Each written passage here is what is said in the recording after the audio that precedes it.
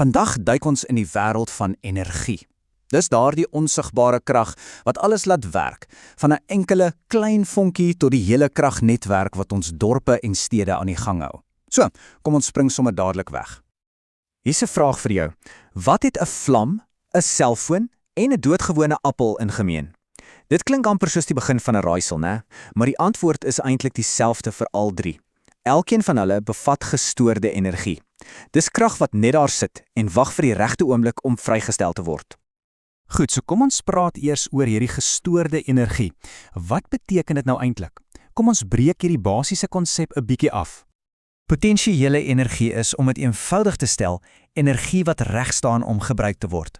Dink daarna soos 'n rekkie wat jy span. Daardie spanning wat jy voel, dis gestoorde energie.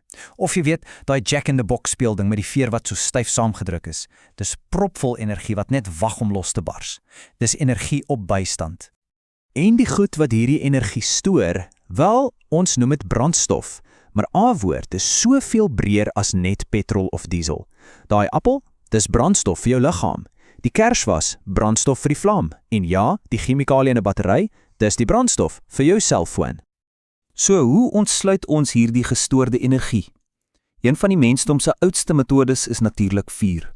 Maar wat is die presiese resep? Wat het jy nodig om iets aan die brand te steek?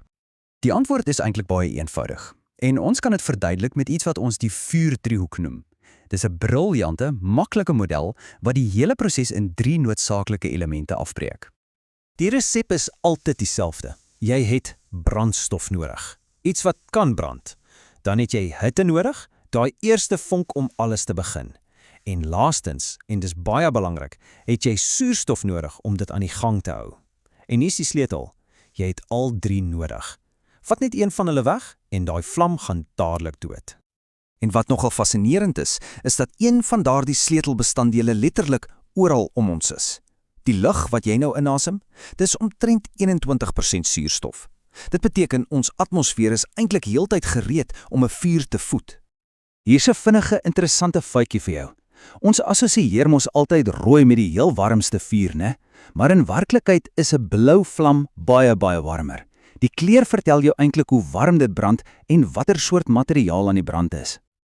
Nou dat ons die hoe van vuur verstaan, kom ons kyk na sy dubbele persoonlikheid. Vuur kan ons beste vriend wees, maar dit kan ook ons gevaarlikste vyand wees. Kyk, dis regtig twee kante van dieselfde muntstuk. Aan die een kant gee dit vir ons hitte en lig, dit maak ons kos gaar en wek ons elektrisiteit op. Dis 'n stuk gereedskap vir oorlewing. Maar aan die ander kant kan dieselfde chemiese reaksie alles vernietig.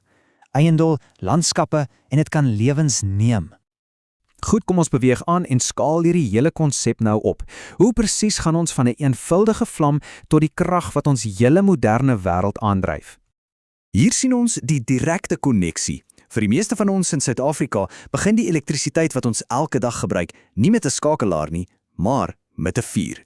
'n Massiewe beheerde verbranding van steenkool in 'n kragstasie. Die proses is eintlik 'n ongelooflike reeks van energieomskakelings. Die chemiese energie in die steenkool word hitte. Daai hitte verander water in kragtige stoom. Die stoom skep meganiese energie deur 'n reuse turbine te laat spin. En daardie spinbeweging word uiteindelik omgeskep in elektriese energie. So 'n kragstasie is basies net 'n reusagtige engine wat op vuur loop. So, sodra daai elektrisiteit opgewek is, beweeg dit deur die nasionale kragnetwerk. Dis 'n komplekse stelsel van transmissielyne wat die krag oor lang afstande vervoer, substasies wat die spanning reguleer om dit veilig te maak, en dan uiteindelik die verspreidingslyne wat dit reguit tot by ons huise en besighede bring. En dit alles bring ons by die belangrikste deel van vandag se gesprek.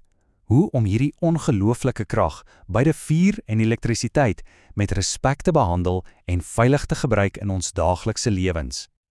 Hierdie is 'n kritiese stukkie inligting. As jou klere ooit aan die brand sou slaan, is jou eerste instink dalk om te hardloop, maar dis die absoluut slegste ding wat jy kan doen. Hoekom? Dit voed die vlamme met net meer suurstof en dit maak alles soveel erger. Die korrekte tegniek, die een wat jou lewe kan red, is eenvoudig en maklik om onthou. Stop dadelik waar jy is. Val op die grond neer en rol oor en oor. Deur te rol sny jy die vuur se suurstofbron af en jy smoor die vlamme. Onthou dit. Stop, val en rol. En as jy ooit in 'n gebou is wat brand, onthou, die rook is dikwels gevaarliker as die vlamme. So bly laag, kruip onder die rook waar die lug skoon is. Voel deur met die agterkant van jou hand voor jy dit oopmaak. As dit warm is, soek 'n ander pad. En bitter belangrik, gebruik altyd die trappe, nooit 'n huisbak nie. Bel eers vir hulp as jy veilig buite is. Nou, kom ons skuif vinnig na elektriese veiligheid. Die fundamentele gevaar hier is dat elektrisiteit altyd die pad van die minste weerstand volg. En ongelukkig is water en ons liggame uitstekende geleiers, wat ons uiters kwesbaar maak. As jy ooit sien iemand kry 'n elektriese skok, is die deurslaggewende reël jou eie veiligheid. Moenie aan hulle raak nie, anders word jy deel van daai stroombaan. Die heel eerste stap is altyd om die krag by die hoofskakelaar af te skakel. Eers wanneer die toneel veilig is, kan jy noodhulp gaan soek. En ons sluit af met hierdie baie belangrike vraag. Dis nie net iets om oor te dink nie, dis iets om te doen. Om vooraf 'n plan te hê, 'n spesifieke veilige plek buite waar almal bymekaar kom, kan die verskil tussen chaos en veiligheid beteken. So as jy kan, praat vanaand met jou gesin daaroor.